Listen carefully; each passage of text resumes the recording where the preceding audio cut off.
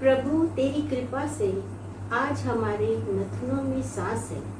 प्रभु तेरी कृपा से आज हमारे नथुनों में सांस है। इस विकट परिस्थिति में भी हम महिलाएं आज एक साथ हैं। ये सिर्फ इसलिए सफल हो पाया क्योंकि प्रियो सिर पर हमारे खुदावंद यहोवा यीरे का हाथ है। आइए हम एक छोटी सी प्रार्थना करें। दया के सागर अनुग्रहकारी समर्थी पिता, इस संध्या के समय एक बार फिर हम सब बहनें आपके चरणों के पास उपस्थित हैं। धन्यवाद देते हैं प्रभु जी अपने जीवन के लिए। धन्यवाद देते हैं पिता परमेश्वर कि आपने हमें जीवितों के बीच में रहने का अवसर दिया। प्रभु जी धन्यवाद देते हैं कि आपने ये साधन दिया है पिता परमेश्वर कि इस विकट परिस्थिति में भी प्रभु जी हम महिलाएं आपस में एकजुट होकर आपके नाम की महिमा और स्तुति कर सकते हैं। पिता परमेश्वर प्रत्येक महिलाओं को प्रभु जी आशीषित कीजिए, होने दीजिए पिता परमेश्वर कि हम अपने घर परिवार में प्रभु जी बैठकर आपके नाम की महिमा स्तुति करें और इस विकट परिस्थिति में भी प्रभु जी अपने सृजनहार को स्मरण करके प्रभु जी अपने परिवार को आपके घुटनों में लाने वाले हो सके। आगे की सारी आराधना को आपके हाथ में सौंपते इस विनती को आपके बेटे प्रभु यीशु ख्रिस्ट के नाम से मांग लेती हूँ, आमीन। आज की आराधना का आरंभ हम पिता, पुत्र और पवित्र आत्मा के नाम से करते हैं। आराधना के आरंभ में हम आराधना की किताब से गीत गा लेंगे। गीत क्रमांक 31 परम पिता की हम स्तुति गाएं। हम सब अपनी गीत पुस्तक से निकाल लेंगे गीत क्रमांक 31।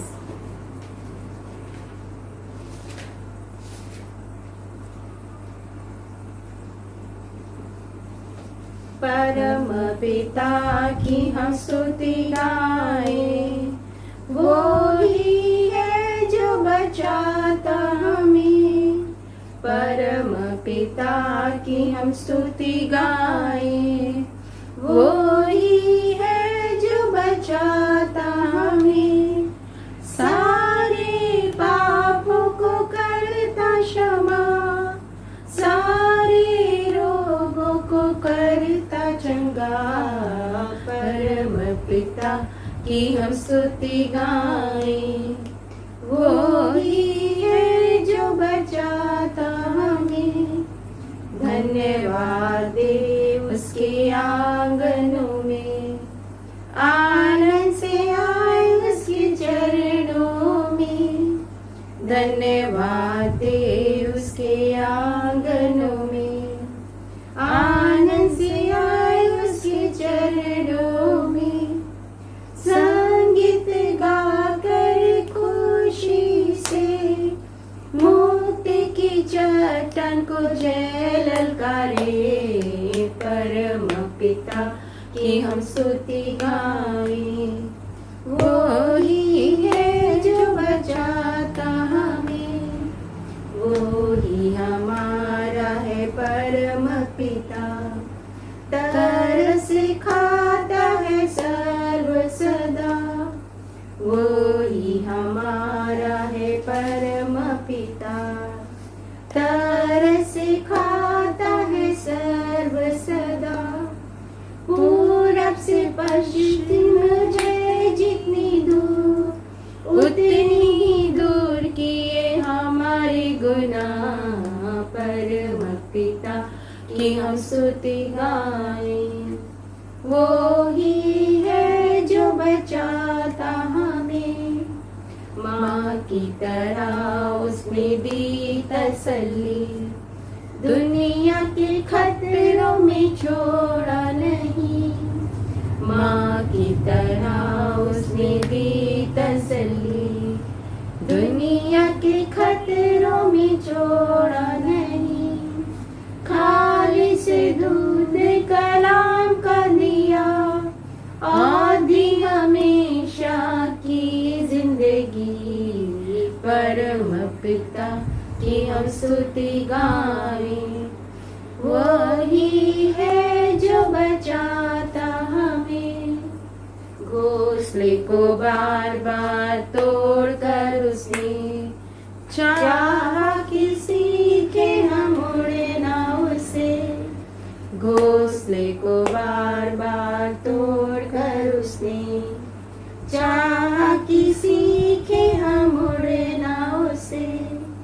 परों पर उठाया उकाब की तरह, ताकि हमको चोट न लगे। परम पिता की हम स्तुति गावें, वो ही है जो बचाता हमें। संकट की इस पल में हमें बल दे प्रभु, संकट की इस पल में हमें बल दे प्रभु। आत्मा की गहराई से अपनी दासी को भर दे प्रभु, संकट की इस पल में हमें बल दे प्रभु। आत्मा की गहराई से अपनी इस दासी को भर दे प्रभु। बोल उसके हों पर शब्द तेरे हों, बोल उसके हों पर शब्द तेरे हों। ऐसा एक चमत्कार आज कर दे प्रभु। सबके घुटने झुक जाएं तेरे चरणों पर, सबके घुटने झुक जाएं तेरे चरणों पर। पवित्र आत्मा से दिल सबका भर दे प्रभु, पवित्र आत्मा से दिल सबका भर दे प्रभु। आज का संदेश लेकर आई हैं बहन मनीषा राय। आप सभी को जय मसीह की। आज की इस सभा में और इस वचन में जाने के प्रारंभ में मैं एक छोटी सी दुआ करना चाहूंगी। हम सभी परमेश्वर को धन्यवाद देंगे कि आज हम इस महामारी के समय में सब एकत्रित होकर इस ऑनलाइन के माध्यम से इस वचन को सुन सकते हैं और हम इस सभा में सहभागी हो सकते हैं। आइए हम प्रार्थना करें। धन्यवाद धन्यवाद दयालु सामर्थ्य दयालु पिता परमेश्वर, धन्यवाद करते हैं पिता परमेश्वर यीशु के नाम से एक बार फिर से हम आपके चरणों के पास आते हैं। धन्यवाद करते हैं पिता परमेश्वर आज के सुंदर दिन के लिए प्रभु जी। धन्यवाद करते हैं प्रभु जी कि आपने जीवितों के बीच में हमें रखा है। आज का ये सुंदर दिन दिखाया पिता परमेश्वर, आज का प्रकाश हमें दिया प्रभु जी। ये आपका प्रेम है पिता परमेश्वर जो आप हम पे उड़ेलते हैं प्रभु जी। और धन्यवाद करते हैं पिता परमेश्वर कि हम एक बार फिर से प्रभु जी इस सभा के माध्यम से, इस मीटिंग के माध्यम से प्रभु जी एक आपके नाम को लेने वाले हो सके प्रभु जी। आपके वचन में गहराई से हम जाने वाले हो सके प्रभु जी। धन्यवाद करते हैं पिता परमेश्वर आपकी उस प्रेम के लिए प्रभु जी जो आप हमसे करते हैं, क्योंकि हम निरंतर देख रहे हैं प्रभु जी कि किस महामारी से यह विश्व जूझ रहा है, किंतु आप आज हमें बचा कर रखे हैं और हम इस पृथ्वी पर हैं प्रभु जी, और हम तेरी आराधना और स्तुति और महिमा कर सकते हैं। धन्यवाद करती हूँ पिता परमेश्वर कि आपने यह अवसर मुझे दिया कि मैं आपके इस वचन को और आपके इस प्रेम को पिता परमेश्वर मैं सबों के बीच रख सकूं और सबों को यह बता सकूं प्रभु जी कि तेरा प्रेम प्रभु जी हम में बना हुआ है और हमेशा बना रहता है प्रभु जी। धन्यवाद करती हूँ पिता परमेश्वर यहाँ सभी लोगों के लिए प्रभु जी जो इस मीटिंग को देख रहे हैं या इस सभा को देख रहे हैं प्रभु जी। उन सारी महिलाओं के लिए पिता परमेश्वर जो कि इस सभा में सहभागी हैं, उन सभी को आशीषित करिएगा पिता परमेश्वर। जो प्रबंध ये आपने हमारे लिए किया है पिता परमेश्वर कि आज हम अपने घरों में रहकर भी आपकी आराधना को कर सकते हैं और आपके मन की बातों को हम सुन सकते हैं और जान सकते हैं पिता परमेश्वर की तो हमसे क्या चाहता है और क्या हमारे लिए आगे योजनाएं बनाता है प्रभु जी। इस वचन के माध्यम से पिता परमेश्वर मैं आपके मुख से बोलने वाली हो सकूं प्रभु जी। जो मैं प्रेम आपका बताना चाहती हूँ प्रभु जी वो आप इस वचन के माध्यम से हम सबों को बताएं प्रभु जी कि आप हमसे कितना प्रेम करते हैं। धन्यवाद के साथ प्रभु जी आगे की आराधना को और मैं अपने आप को और सारे वचन को आपके हाथों में रखते हुए यीशु के नासरी के नाम से मांगती हूँ, सुनिए और दया से ग्रहण कीजिएगा। आमीन। सर्वप्रथम मैं परमेश्वर पिता का धन्यवाद देना चाहती हूँ कि आज इस सभा में मुझे यह अवसर मिला कि मैं परमेश्वर के वचन को आप सबों के सन्मुख लेके आ सकूं। धन्यवाद करना चाहती हूँ महिला सभा की अध्यक्षा श्रीमती नीलिमा मसीह का, जो कि उन्होंने मुझे फोन किया और एक यह अवसर दिया कि मैं इस वचन में जाकर आप सबों को कुछ बातें जो परमेश्वर हमसे कहना चाहता है उसे मैं बांट सकूं। धन्यवाद करती हूँ डिसाइपल चर्च ऑफ क्राइस्ट की कलीसिया का, पूरी कलीसिया का, पास्टर साहब का कि यह प्रबंध जो हमारे लिए वे करते हैं और बड़ी ही मेहनत से इन सभी को एकत्रित कर यह प्रसारण या फिर यह लाइव हम देख सकते हैं भी यूट्यूब के माध्यम से और हम सब एक साथ इस प्रार्थना में शामिल हो सकते हैं। आज 2 अक्टूबर है और यह आज का दिन सभी महिलाओं के लिए बहुत ही महत्वपूर्ण दिन होता है। हम देखते हैं कि 2 अक्टूबर हम महात्मा गांधी की जयंती के रूप में जरूर मनाते हैं, परंतु हम मसीही महिलाएं और बिलासपुर की कलीसिया की सभी महिलाएं आज के दिन को विशेषकर बहुत ही उत्सुकता से आज के दिन का उन्हें इंतजार होता है। क्यों? क्योंकि आज के दिन के लिए वे बहुत सारी तैयारियां करती हैं और हम संयुक्त मसीही महिला सभा में सम्मिलित होते हैं और सभी कलीसिया की बहनें जो है वो आकर मिलती हैं और अपने प्रेम को यहाँ पे प्रदर्शित करती हैं। आज हम सभी उस पल को, उस समय को, उस क्षण को मिस जरूर कर रहे हैं कि आज हम एकत्रित होकर परमेश्वर की आराधना नहीं कर सकते, परंतु यह अवसर है कि हम एक धन्यवाद के साथ सभी मिलकर के एक प्रार्थना जरूर से बैठ करके हम करें कि प्रभु जैसा भी आपने ये दिन हमें दिखाया है और जीवितों के बीच में हमें आज रखा है, उससे ज्यादा महत्वपूर्ण बात कुछ भी नहीं हो सकती। और हम यहाँ बैठकर इस टेक्निकल यूट्यूब के माध्यम से हम इस प्रार्थना में और इस सभा में, इस मीटिंग में शामिल हो सकते हैं। धन्यवाद। आज मैं बाइबल से और वचन जो आपके बीच में लेके आई हूँ, वो जैसे कि मैंने प्रार्थना में भी इसका उल्लेख किया कि मैं प्रेम को आपके साथ लेके आई हूँ। और प्रेम बहुत ही महत्वपूर्ण पल होता है हमारे जीवन में जो हम एक दूसरे के लिए प्रदर्शित करते हैं। और बाइबल से मैं आपके सामने एक वचन को पढ़ना चाहूंगी जो कि पाया जाता है पहला कुरिन्थियों उसका 13 पहला कुरिन्थियों उसका 13 और उसका 13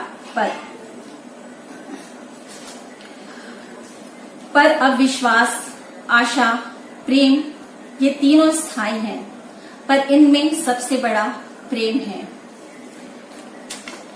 यूहन्ना कहता है, जो प्रेम नहीं करता वह परमेश्वर को नहीं जानता, क्योंकि परमेश्वर प्रेम है। पहला यूहन्ना उसका 4 और 8 में यह हम देखते हैं। यदि हमें बतलाता है कि प्रेम परमेश्वर से आता है, यही प्रेम के द्वारा उसने अपने इकलौते पुत्र को संसार के लोगों के लिए बलिदान होने के लिए दे दिया।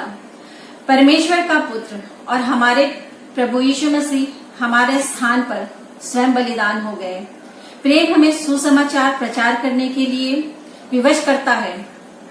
यह हम देखेंगे 2 कुरिन्थियों उसका 5 उसका 14 और 15 आपके सामने पढ़ लेंगे। क्योंकि मसीह का प्रेम हमें विवश कर देता है, इसलिए कि हम यह समझते हैं कि जब एक सब के लिए मरा तो सब मर गए, और वह इस निमित्त सब के लिए मरा कि जो जीवित है वे आगे को अपने लिए न जिए, परंतु उसके लिए जो उनके लिए मरा और फिर जी उठा। हमें इस प्रेम का प्रचार करना है कि सुसमाचार शुभ संदेश के रूप में वह हमें ढूंढने के लिए आया और हमें अपने पापों की क्षमा करते हुए बिल्कुल स्वतंत्र किया। लोग जो परमेश्वर के प्रेम को नहीं जानते और ना ही उसकी कलवरी के प्रेम के बारे में जानते हैं और ना ही उसके सुसमाचार प्रचार के लिए आगे आते हैं। आज मैं एक छोटी सी बात आपको बताना चाहूंगी कि जब मुझे यह पता चला कि मुझे आज का वचन आप लोगों के सम्मुख रखना है, तो मैं थोड़ी सी डरी हुई थी। वो इसलिए क्योंकि मेरी आंखों की परेशानी नियमित चल रही है और मुझे देखने में कभी कभी परेशानी होती है और मेरी आंखें बंद होने लगती हैं। पर मैं परमेश्वर का धन्यवाद करती हूँ कि आज बिना चश्मे के और बहुत ही अच्छी रीति से जो कि मैं महसूस कर रही हूँ, परमेश्वर का बहुत धन्यवाद हो कि उसने मुझे भला चंगा रखा और स्वस्थ किया ताकि मैं आपके बीच आज का वचन दे सकूं। ये दिखाता है जो परमेश्वर का प्रेम है। जो प्रेम को नहीं जानता उनके लिए यह जानना आवश्यक है कि प्रेम की सृष्टि कैसे हुई, परमेश्वर का प्रेम कैसे आया और प्रेम किस रीति से कार्य करता है। जैसे कि परमेश्वर प्रेम है, प्रेम की उत्पत्ति कैसे हुई हम देखेंगे। पहला यूहन्ना 4:10। प्रेम इसमें नहीं कि हमने परमेश्वर से प्रेम किया, पर इसमें है कि उसने हमसे प्रेम किया और हमारे पापों के प्रायश्चित के लिए अपने पुत्र को भेजा। पहला यूहन्ना 4:10 में देखते हैं कि हम प्रेम की उत्पत्ति प्रेम की उत्पत्ति हुई, और प्रेम इसमें नहीं कि हमें परमेश्वर से प्रेम किया, पर इसमें है कि उसने हमसे प्रेम किया और पापों के प्रायश्चित के लिए अपने पुत्र को भेजा। बाइबल जो हमें बताती है और बाइबल जो प्रेम हमें बताती है वो आपकी और हमारी तरह का प्रेम नहीं है। इसमें संदेश यह है कि तुम अपने परमेश्वर से अपने सारे मन से प्रेम करो, अपने परमेश्वर से प्रेम करो। यह संदेश या सूचना की तरह नहीं है, बल्कि एक महान आदेश है जो परमेश्वर हमसे कहता है, जैसा कि उसने प्रदर्शित किया अपने पुत्र को बलिदान देकर, और उसने यह प्रेम दिखाने के लिए ही यह कार्य किया और अपने पुत्र का बलिदान दिया, ताकि हम उसके प्रेम को समझ सके कि वो हमसे कितना प्रेम करता है। इसका आगे हम देखेंगे व्यवस्था विवरण, उसका 6:5।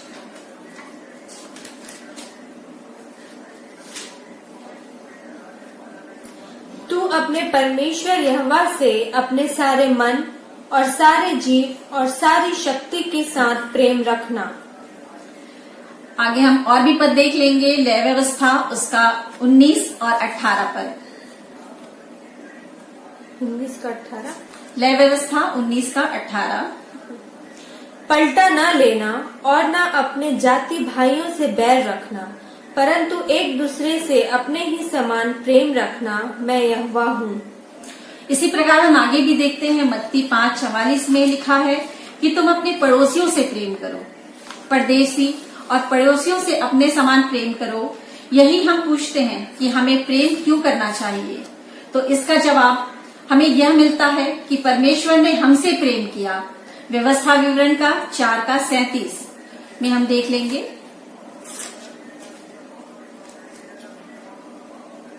और उसने जो तेरे पितरों से प्रेम रखा, इस कारण उनके पीछे उनके वंश को चुन लिया और प्रत्यक्ष होकर तुझे अपने बड़े सामर्थ के द्वारा मिस्र से इसलिए निकाल लाया कि तुझसे बड़ी और सामर्थी जातियों को तेरे आगे से निकाल कर तुझे उनके देश में पहुंचाए और उसे तेरा नीच भाग कर दे, जैसा आज के दिन दिखाई पड़ता है।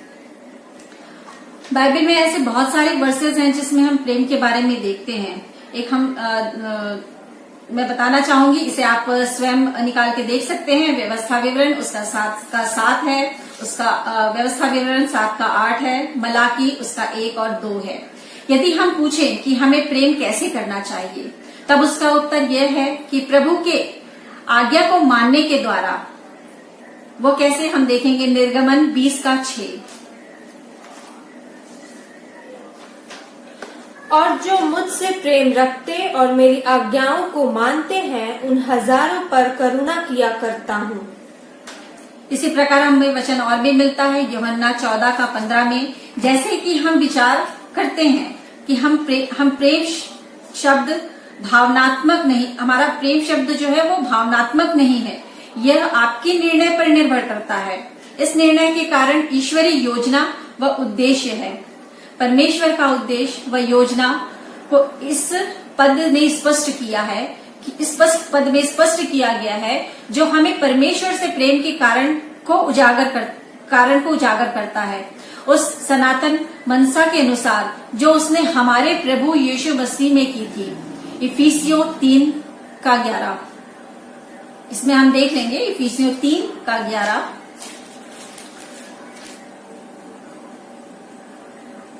उस सनातन मनसा के अनुसार जो उसने हमारे प्रभु मसीह यीशु में की थी, और क्योंकि उसने अपनी इच्छा का भेद उस भले अभिप्राय के अनुसार हमें बताया, जिसे वह अपने आप में ठान लिया था कि समय के पूरे होने का ऐसा प्रबंध हो कि हम इस पद को पाते हैं इफिसियों 1 उसका 9 और 10 में।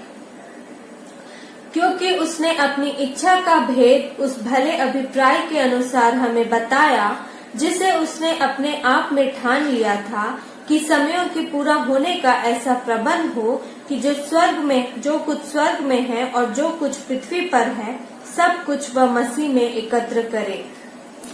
जब परमेश्वर ने उद्धार के लिए योजना बनाया तो प्रेम को अपनाया।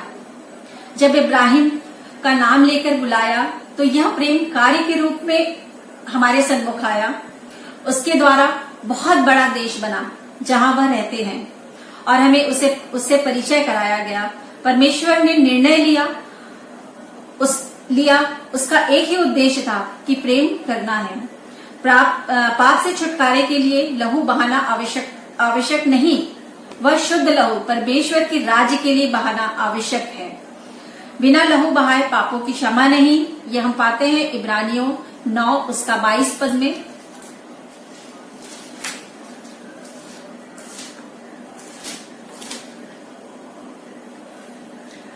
सच तो यह है कि व्यवस्था के अनुसार प्रायः सब वस्तुएं लहू के द्वारा शुद्ध की जाती हैं और बिना लहू बहाए पापों की क्षमा नहीं। सारे जगत के लिए परमेश्वर ने अपने पुत्र का लहू बहाया, वह मरने के लिए भेजा और बहुत ही कठोर निर्णय लिया कि यह परमेश्वर को जानते थे, क्योंकि इसी ईश्वरीय योजना के द्वारा प्रेम शब्द आया। यह प्रेम इसलिए नहीं कि हमसे उससे प्रेम किया, बल्कि उसने पहले हमसे प्रेम किया। पहला यूहन्ना उसका 4 उसका 9वां पद हम देख लेंगे। जो प्रेम परमेश्वर हमसे रखता है वह इससे प्रकट हुआ कि परमेश्वर ने अपने इकलौते पुत्र को जगत में भेजा है कि हम उसके द्वारा जीवन पाएं। पहला यूहन्ना 4 और उसका 9 पद पर प्रेम के बारे में बताता है कि उसने अपने इकलौते पुत्र को हमारे पापों के प्रायश्चित के लिए भेजा। जो प्रेम परमेश्वर हमसे रखता है वह इससे प्रकट हुआ कि परमेश्वर ने अपने इकलौते पुत्र को जगत में भेजा कि हम उसके द्वारा जीवन पाएं। प्रेरित पौलुस प्रेम के बारे में यह लिखता है कि प्रभु यीशु मसीह हमसे उससे भी श्रेष्ठ है, क्योंकि जब वह निर्बल थे तो मसीह ठीक समय पर भक्तिहीनों के लिए मरा, परंतु परमेश्वर हम पर अपने प्रेम की भलाई इसी रीति से प्रकट करता है कि जब हम पापी ही थे तब मसीह हमारे लिए मरा, क्योंकि बैरी होने की दशा में उसके पुत्र की मृत्यु के द्वारा हमारा मेल परमेश्वर के साथ हुआ, तो फिर मेल हो जाने पर उसके जीवन के कारण हम उद्धार क्यों न पाएंगे। रोमियो उसका 5 का 6 मैं देखूंगी और हम इसे स्वयं ही पढ़ लेंगे। रोमियो 5, 6, 8 और 10 पद में हमें मिलती है, जो हमें यह बताता है कि उसकी मृत्यु से प्रेम प्रकट होता है। प्रभु यीशु ने कहा कि मैं अच्छा चरवाहा अपने भेड़ों के लिए प्राण देता है, जो हम देखते हैं यूहन्ना 10 का 11 में। मैं अपने भेड़ों के लिए प्राण देता हूँ, यूहन्ना 10 का 15 में। और सबसे महत्वपूर्ण पद जो हम सभी मसीही अपनी कलीसिया में बचपन से ही सीखते आ रहे हैं और हमें बचपन से संडे स्कूल में ये सिखाया जाता है, जो कि बाइबल का मुख्य पद कहा जाता है, यूहन्ना 3:16। क्योंकि परमेश्वर ने जगत से ऐसा प्रेम किया कि उसने अपने इकलौते पुत्र को दे दिया, और जो उस पर विश्वास करे नाश न हो परंतु अनंत जीवन पाए।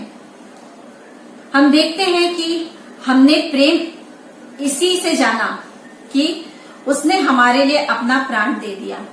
प्रभु यीशु का प्रेम हम पर इसी प्रकार से प्रकट होता है कि उसने अपना प्राण दे दिया।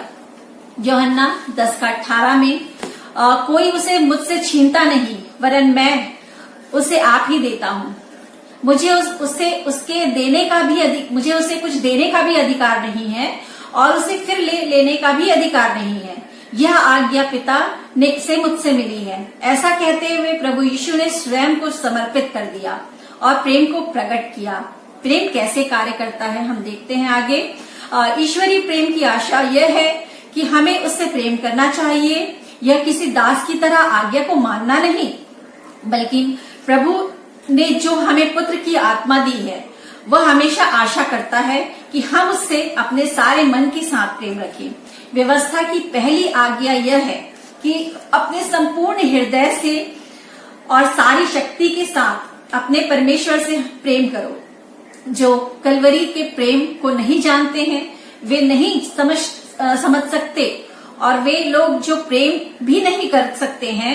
जब यीशु ने पतरस से कहा कि तुम 3.5 वर्षों तक मेरे साथ रहा तो क्या तुमने मुझसे प्रेम किया? इस बात पर पतरस सोचने पर विवश हो गया। दूसरा कुरिन्थियों 5 का 17 पद हम देख लेंगे। इसलिए यदि कोई मसीह में है तो वह नई सृष्टि है, पुरानी बातें बीत गई हैं, देखो सब बातें नई हो गई हैं। इसलिए यदि कोई मसीह में है तो वह नई सृष्टि है, पुरानी बातें बीत गई हैं, देखो सब बातें नई हो गई हैं। जी हाँ, नियमों के माध्यम से हृदय का परिवर्तन नहीं हो सकता, बल्कि यह केवल कलवरी के प्रेम के माध्यम से ही हो सकता है, क्योंकि जो काम व्यवस्था शरीर के कारण दुर्बल होकर ना कर सकी, उसी को परमेश्वर ने किया, अर्थात अपने ही पुत्र को पाप में शरीर की समानता में और पाप बलि होने के लिए भेजकर शरीर में पाप पर दंड की आज्ञा दी। रोमियो 8:3 बाइबल से हम निकाल लेंगे, रोमियो 8:3।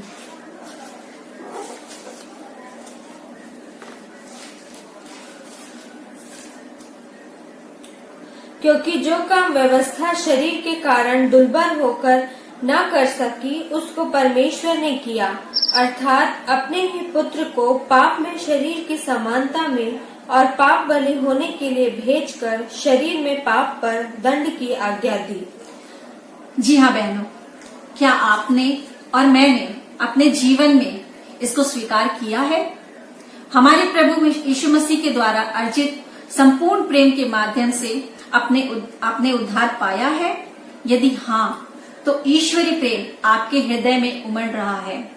वह खुशी जो परमेश्वर ने अपने इस प्रेम के माध्यम से दी है, वह आप महसूस भी कर रहे होंगे। इसे ही हम प्रभु यीशु मसीह का प्रेम कहते हैं, और यह प्रेम कभी भी क्रोध नहीं करता। इफिसियों 6:24 में हम इसको देखते हैं, और पौलुस प्रेरित के साथ हम भी जी उठने के सामर्थ और उसके साथ दुख में सहभागी में मर्म को जानकर इस संसार के आनंद को धूल के समान समझ सकते हैं। यह हमें जीवन के दर्शन में परिवर्तन लाने में सहायता करती है।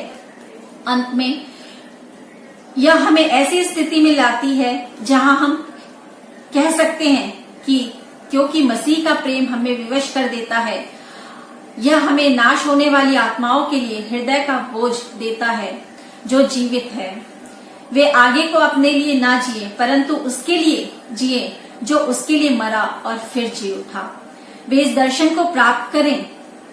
यह हमारे लिए बड़े ही सौभाग्य की बात है कि हम इसी के लिए जीते हैं कि जो उसे ढूंढते हैं, प्रभु उन सबको बड़े ही सौभाग्य देता है और उनकी आवश्यकताओं को पूरा करता है और अपने प्रेम को प्रकट करता है। इस वचन के माध्यम से आप सभी को आशीष मिले। परमेश्वर इस वचन पर बहुतायत से आशीष देवे। धन्यवाद। जो मेरा है वो सब तेरा ही है, जो मेरा है वो सब तेरा ही है, वही तुझे अर्पण करते हैं। ग्रहण इसे कर लेना प्रभु, ग्रहण इसे कर लेना प्रभु। ये दुआ हम मिलकर करते हैं। समय है दान का। इस समय हम गीत गा लेंगे, गीत क्रमांक 44।